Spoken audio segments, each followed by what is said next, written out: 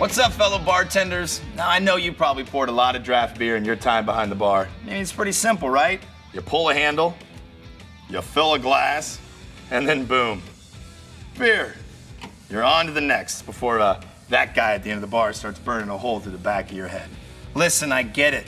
Who has time to think about technique when you're slammed, right? But here's the deal. A proper pour doesn't take any extra time or effort. And believe it or not, mastering the pour can actually help you sell more beer, which, as we all know, means more tips in your pocket.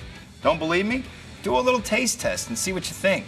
The truth is, a properly poured beer smells better, tastes better, and will even make you feel less full. It's also super easy to achieve.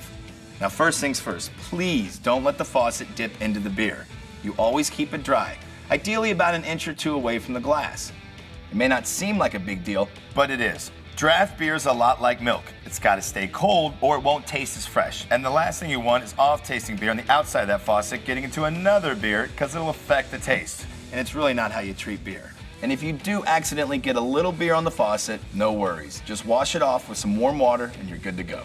Okay, let's talk about the actual pour. You're gonna start by holding your glass under the faucet at a 45-degree angle. Then you're gonna snap the handle open at the base, quick and smooth, so it's all the way open. If you pull the handle from the top, you're gonna get too much foam. Not to mention you can break the handle that way. If you get stuck in the middle here between on and off where the faucet's only open halfway, you're gonna create way too much foam. So always open fully in one swift motion from the base. And when your glass is about 3/4 full, straighten it up so the beer hits the middle of the glass and creates a nice collar of foam. Then close the faucet and remove the glass so you don't get any excess foam. And here's the big secret about a perfectly poured beer. You always want to leave an 1.5 inch collar of foam.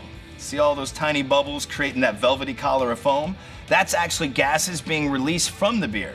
When those gases are released, you're also releasing flavors and aromas that make the beer smell and taste so much better. That's a good looking beer, the signature look.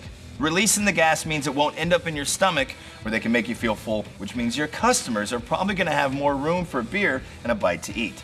And we all know that creating a better beer experience means more profits for you and the restaurant. Here's the foam, your new best friend.